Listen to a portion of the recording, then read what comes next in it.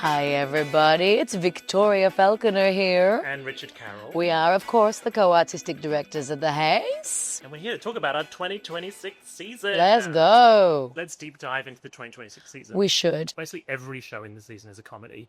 The first one, not explicitly a comedy, but it's going to have a lot of humour. So this is it's one of our productions, Yes. right? And It's a world it's premiere. It's a brand new It's production true. of a In brand new fact, show. it's being made especially for The Haze, let's be real, with some of our favourite people, It is called Barbra, the Greatest Star. which she is. And she is, of course, she's the greatest star. If people saw Being Alive this year, which was a sort of semi-cabaret concert-style tribute to the music of Stephen Sondheim, which this was is a similar stunning. show, but it's all about the Barbra Streisand songbook and about Streisand herself. The people that regularly come to The Haze will be ready for this. Like when we came up with the concept and also then invited one of our fave creatives at the moment, Brittany Shipway, to come in and get involved. We knew we had to ask her, right? Otherwise... It was pretty much immediately like hand in hand. The idea was, imagine if we didn't ask Brittany to do this, she would turn up in the middle of the night Yes. and stab us. She is the biggest Streisand fan I know, and I know a lot of big Streisand fans. So she's got this sort of like comprehensive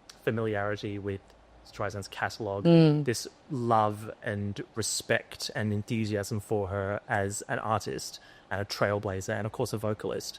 She does a mean Barbra impression as She well. really does. We should be clear, this is not a Barbra Streisand impersonation show. It's not a No. tribute show. You're not going to see people pretending to be Barbra. Yeah. You're going to see four incredible vocalists interpreting the music that has made Barbra Streisand so beloved. They will be concepting this all together. Like it will be devised by the people who are performing the show. It means that they can talk about their personal connection to the songs as well, which is what I love about this. It's what I loved about the Sondheim project is that, the artists really chose the songs that they resonated well with, even the little secret ones, the ones that people don't hear that often. You've got all those amazing songs from Funny Girl, Hello Dolly. You've got her massive smash hits like The Way We Were, Evergreen. And of course, she's also done these iconic and often quite bizarre covers of standards. My favourites. That's my absolutely. favourites. Like her version of Jingle Bells, insane. And her version of Ding Dong the Witch is Dead with Harold Arlen is, I listen to it 3-4 times a day. Wow. And honestly, that's the person you are. The amazing Nick Gentile is the musical director for this. He and Britt have a long-standing collaborative relationship, so it all feels very organic and yummy. I think it's going to be a gorgeous show. Just as we thought, well, we have to ask Britt Shipway to put this show together for us, we also ask her to be one of the singers. Yes. So you are going to hear Britt singing some of this incredible material. It's going to be beautiful. What a way to kick off the year. Yeah. All right. Second show of the year is always a fun slot because, you have your first show in January and then we get to like February, March time. You know what that means? Sydney Mardi Gras. Mardi Gras. And so this year we have a very suitable show for that time slot, which is Head Over Heels. We said camp. Yes. And they said, why not? Let's do that. I mean, this show we've been trying to get on at the Haze for years, This show right? was programmed in our fateful 2020 season. So, Hayes fans, long-standing Hayes fans will know the show was announced before in a production to be directed by Ellen Simpson. And then, of course, it didn't happen because we all know what happened in 2020. We're really thrilled that, we have kept talking to Ellen over those years. She has an amazing, extensive career doing many different things. And she's been in the UK working on Muriel's wedding. She's been running Brent Street. She's been having children. She's busy. And finally now the stars have aligned and we are going to have her production of Head of Heels in our 2025 season. And it's the perfect timing. I can't wait. As soon as we knew it was possible that we could go ahead with this show, we were all in. And also, I want to hear those go-go numbers, that rockin' sounds just busting out all over the Haze. It's going to be amazing. The idea of Head Over Heels is it's a sort of Shakespearean style story set in Shakespearean times. Yes, of with which the that music is of the olden Go-Go's times. and Belinda Carlisle. Yeah. So you're going to be hearing all your favorite Go-Go songs, your favorite Belinda Carlisle songs. But it's funny how it's kind of in the zeitgeist now. Obviously, we've got Act 6 and Juliet. Yeah. So the idea of the sort of Shakespearean stories, 16th century costumes and storylines with modern pop music. Mixed with pop. This is the OG. Like, if anybody, if you love those shows, which also, who doesn't? Of course. Then This is the this is perfect one perfect. to Haze. Yeah. Because this one is like it really goes there with the concept. You know, it really It's funny. yeah. It's one of my faves. So I'm super excited to see it. We've got two of our faves coming Yes. back to produce. Yes. It is beautiful Sally and Tim Dashwood, and they came to us last year with Holiday Inn and smashed it, so they're coming back with another show. Thrilled to have them back in the house. It's going to be fun. It's also going to be choreographed by Ryan Gonzalez. Oh! Of course, a Hayes favourite and a music theatre superstar. She can do it all. So we're very excited to have them choreographing Head of Fields. The next one is one of ours, and it is one that I know that you have had your eye on for a long, long time, and every year that we've been ADs, you've been like, maybe this is the year, maybe this is the year. Finally, the gods have spoken, and they've allowed us to do this show. Do you want to tell the people what it is? It is Gutenberg, the musical. It's a two-person show. It was first done, nearly 20 years ago in America, off-Broadway, and it was very popular off-Broadway. I've loved it for a long time. Then it went to Broadway, famously, in 2023 into 24 with Andrew Reynolds and Josh Gad. Yes. She and I, the original Book of Mormon stars, it was a smash hit, broke records on Broadway. And so that's one of the reasons why it's been tough for us to license the show. Yeah. So if people have ever seen this show before, because it did play in Australia 16 years ago, I mean, it's time for you to watch it again anyway. Yes. But also, just so you know, like has been extensively revised for the Broadway production, and we will be bringing you that Broadway production with a few parts of the original production melded in to be a special Hayes version. So thank you to the licensors for allowing us to do that. But it is a two-person show. The idea is these two best friends, Bud and Doug, have written an epic mega musical about Johann Gutenberg, who invented the printing press. Famously. And, you know, they've poured their heart and soul into this musical. It's got lavish sets. It's got choreography. It's got huge cast. And they want to get it produced on Broadway. And so they are, for one night only, giving you a reading of the show with the two of them playing all of the roles. And it's such a great, simple premise. And it knocks it out of the park. It's such a funny, fun show. Like chaos. It sounds like utter chaos. The songs are bangers, actually. They're so good. Like, they're really, really fun, very silly. The script is by the scriptwriters of Beetlejuice. So, of course, it's Packed with gags. hilarious. And, of course, when you have a two-person musical, it's very important who those two people are. Yes, it is. We have the gorgeous Ryan Gonzalez and the fabulous Stephen Anderson. Two stars, two just geniuses at comedy. We've seen Stephen most recently being ridiculously hilarious in Titanic. Sydney Theatre Award winner. For that. Honestly and correct. Ryan Gonzalez, a favourite here at the Hayes, everybody knows, is working with us on multiple different shows at the moment, and has just smashed it in the Heights. Sydney Theatre Award winner for that role. I mean, you couldn't get better. And what a gorgeous pairing of humans. And, of course, we have our music director, the Queen, Zara Stanton. She's coming to play the piano. I mean, it's essentially, technically, three-hander. They've got it easy. Yeah. And, what are they doing? Yeah, she's got to be an entire Broadway orchestra. Right? Exactly. And she can. Yes, she can. Next up, we have Redfern Lane Productions is bringing us Dirty Rotten Scoundrels. Yes. It's such a great musical. Some people might have seen it at the Theatre Royal in its one Australian season, but this is such a great show. It's based on the classic Steve Martin, Michael Caine movie. If you know that movie or you know anything about it, you'll know that it is japes aplenty. Hilarious. On the French Riviera. Yes. Two sort of like con men who mingle with the rich and famous in the French Riviera, and they're trying to outdo each other. They're both trying to con the same mark, as it were, to use the jargon. But there's been a couple of remakes of this story in movies and in other ways, but this musical is hilarious and brilliant. Rebecca McNamee is coming to direct, which we're thrilled about. When she brought this to us just a few months ago, she couldn't be more effusive about how excited she is to be able to bring this back to Australia. So, of course, we had to make space for it in our program. It's going to be fun. Yeah, we're really excited to have her directing it for the first time. Tibby is one to watch. She's very, very smart, very clever, and it's going to be a hoot. And the music in Dirty Rotten Scoundrels is giving like classic Broadway. Oh, yeah, exactly. Absolutely of the era that it's in, but, it's fun for everybody. It's good, big, solid bangers, and I think we'll have a cast that can really belt it out. Next up, we have, of course, Josh Robson Productions, who we have worked with every year that the Hays has existed. Some of the most successful shows that come out of the Hays have been from Josh Robson Productions, including In the Heights, including this year's smash hit, The Producers. The Producers went absolutely off. But this year, I think it's going to be something that the people will be very excited about. Should we give them a clue? Yeah.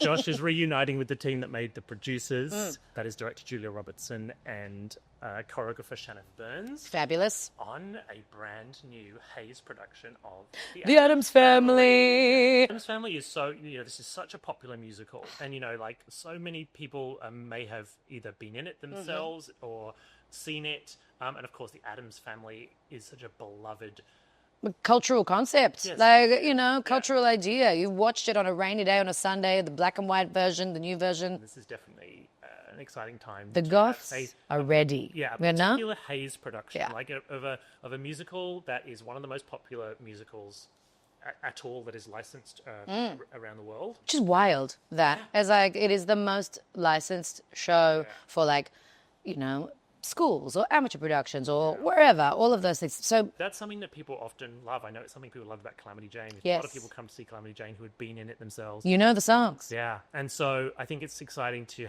see what is the Hays version of this sort of mega show. Yeah. The show is funny, madcap. It's got a classic storyline based around the sort of two unlikely families meeting, which we've seen in things like The Birdcage. Oh, yes. Like that sort of classic setup. It's ripe for hilarious comedy consequences, great songs. With the family that you know and love. That's right. So we've got to just get in our best black outfits and come along down. Yeah. Next up, we've got LPD Productions bringing a real classic. And with our whole 2026 season, we want to make sure that we've got some fabulous new things, some beautiful modern reinterpretations, but this one is giving full iconic classic. It's going to be directed and choreographed by one of the Hays faves, Cameron Mitchell, and it is How to Succeed in Business Without Really Trying. And this is a show that people have been asking us to do at the Hays since we opened our for doors 11 ages. years ago. Yes. People have seen Cameron doing shows here. He directed and choreographed Catch Me If You Can, Nice Work If You Can Get It. Yeah, that was the most recent. Shows. Yeah. And so he's the perfect fit for this. It's one of those ones that people do really know, that they do ask us to put on a lot, and you know all the songs too, even if you don't realise that you know all the songs.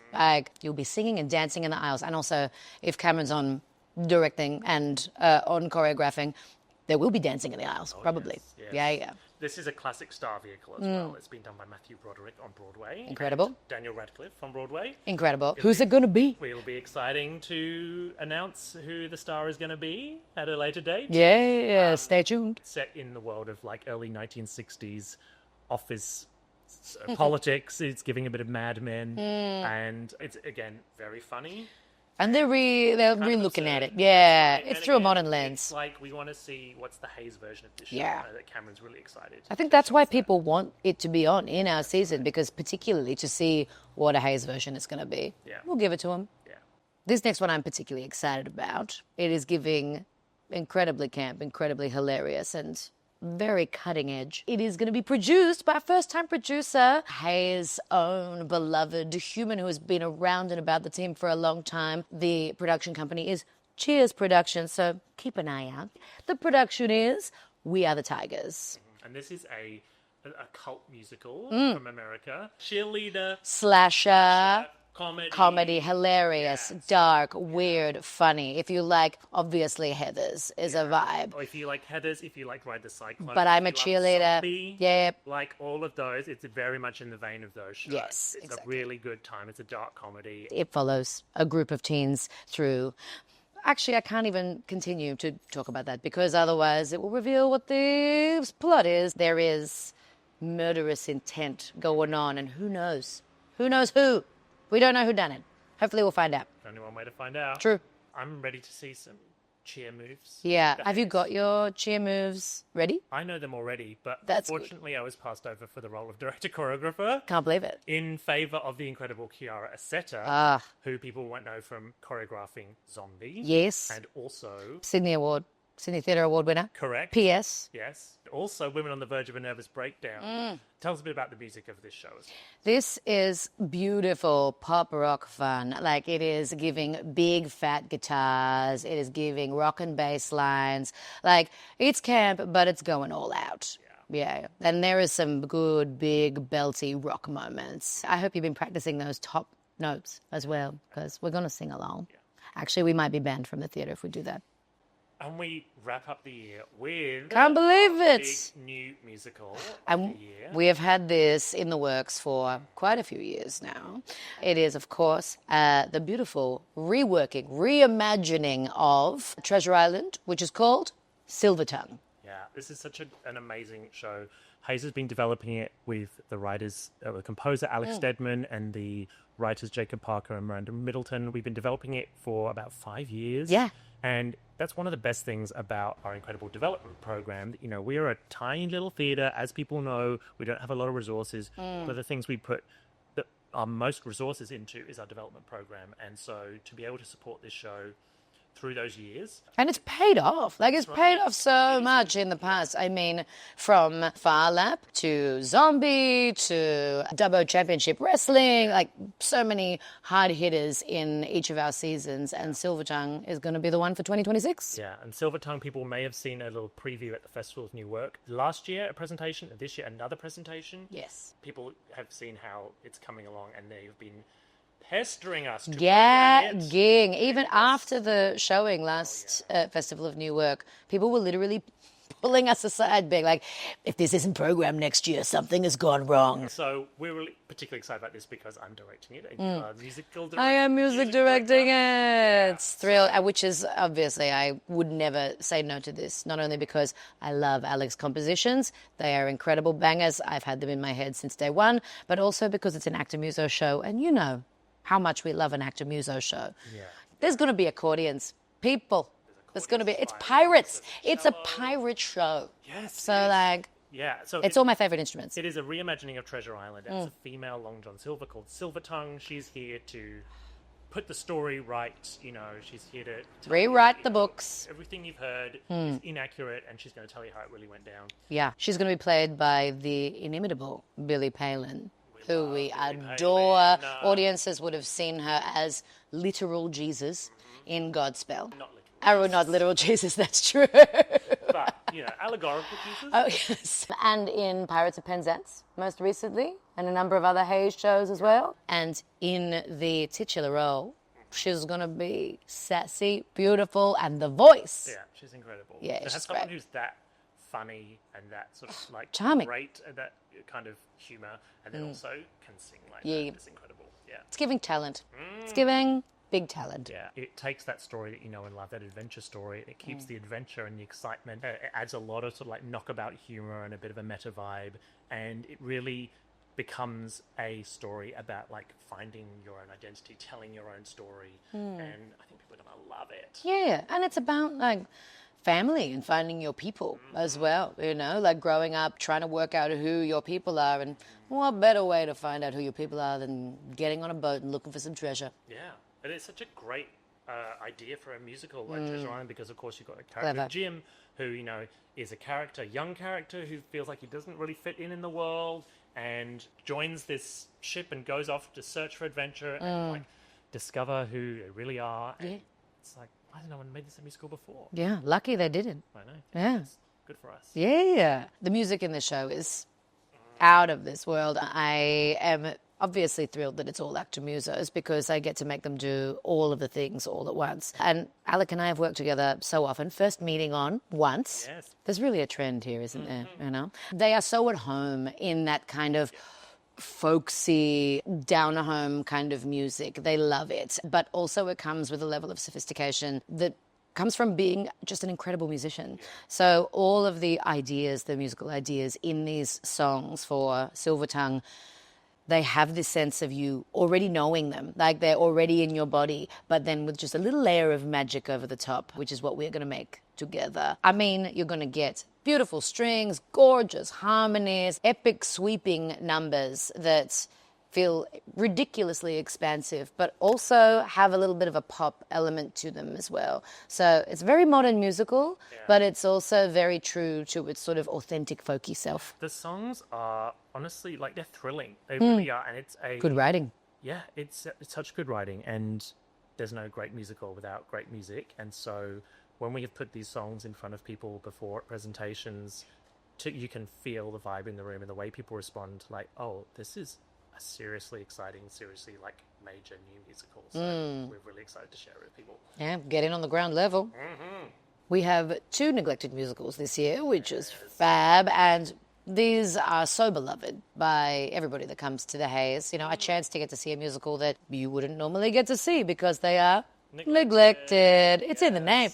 And of course, people know by now how neglected musicals work. The cast rehearsed them in one day and performed them script in hand. And this year we have A Man of No Importance, directed by Drew Livingston, and The Rink, directed by Miranda Middleton. So 2 incredible creatives who we know and love, both making their directing debuts at the Hays. Yeah, that's right. So incredible shows, both. That will be very fun. And they're perfect neglected musicals. Yeah. They're shows that I know in my case, I've never seen either of these shows, but I've known about them for years, and I'm really excited to get the chance to see them.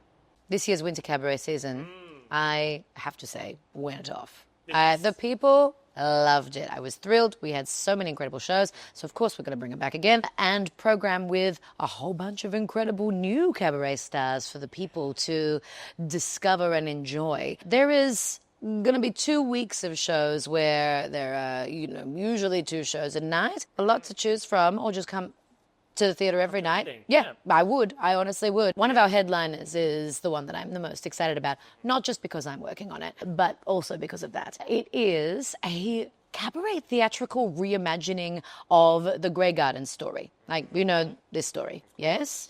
Yeah, Little Edie. Indeed, Big and Little Edie, sitting in this incredible mansion house, like 2 women, mother and daughter. As the surroundings become more and more dilapidated, they are sort of related to Kennedy royalty. Like, if anybody has seen there's a musical, there's a very popular documentary, there are numerous articles, there is a mini-series. Like, essentially, it is a story that feels like a myth, but it's not. Like, it is absolutely real.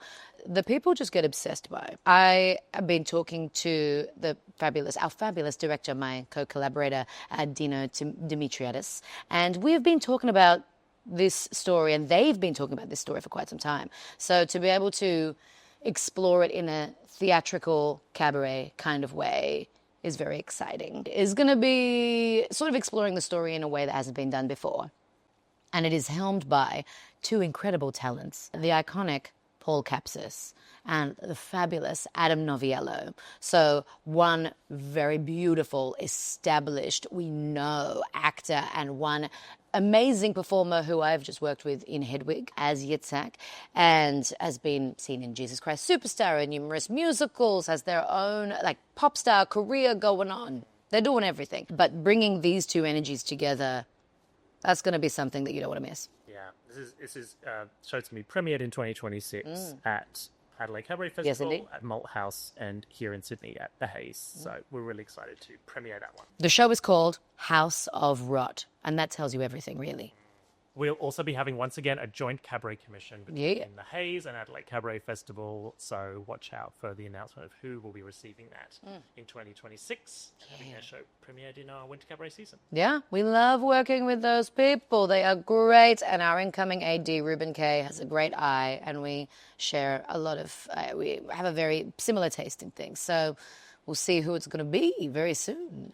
Festival of New Work. Yay, I'm so glad it's the 3rd year. We made a thing. It's very cool. It's really been exciting to see how people have embraced the Festival of New Work. We didn't know when it started. We didn't know whether we just hoped would want to come and see works in development, presentations, workshops, readings. Yeah, and 2 weeks, Yeah. 2 full weeks of a ridiculous amount of events. And audiences and artists have just been so engaged with it, so excited about it. And it's been incredible just how much people have been to see, how much is given artists like a boost in their way of developing work, giving them an instigation to start writing something, to continue writing something.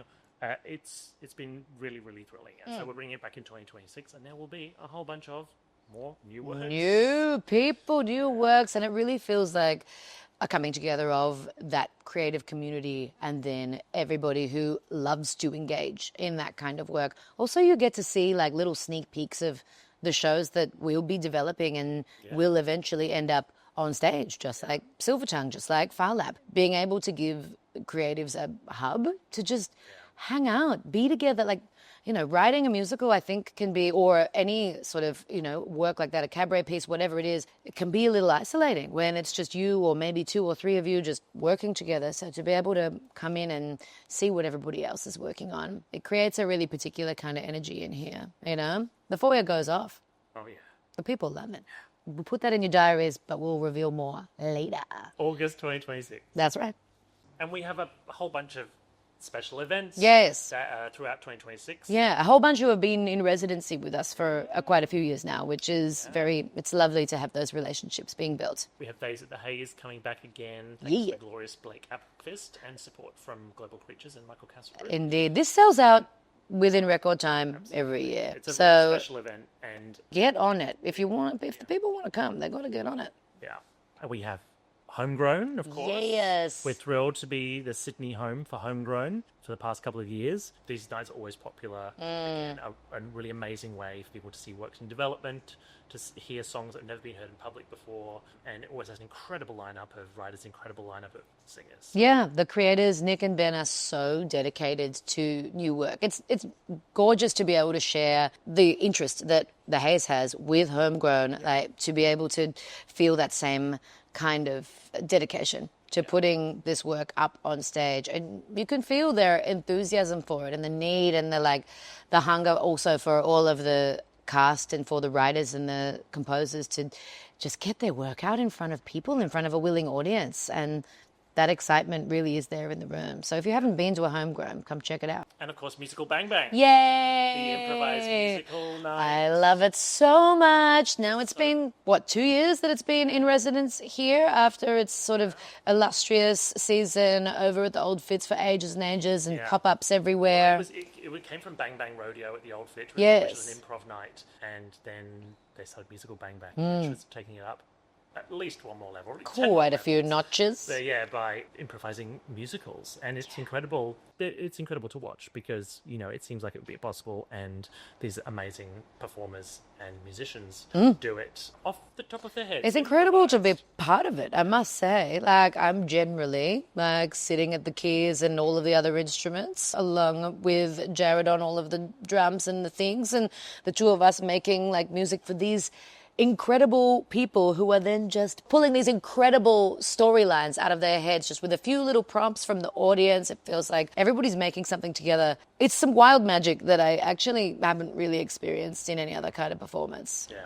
That is a lot of shows. There's a lot going on at the Haze. It's jam-packed once again. Yeah, I think it's pretty good. Yeah. I'm excited for all the people to get around all of the shows. There's a large amount of variety there, you know? Caters to so many tastes. You've got classics, you've got new work, you've got exciting premieres of modern shows. You've got festivals, you've got Cabaret. Yeah. And, you know, it really feels like there's such a massive amount of variety, but everything feels like it's going to have that special Haze magic. Whenever you come to see anything at the Haze, you always know that it's going to be inventive and it's going to be original. It's going to be from an Australian creative team and an Australian cast and musicians, crew. All working together. Right here in Sydney. Yeah, making it happen. But we're very proud of them all. And can't wait to see it. Let's go 2026. Let's.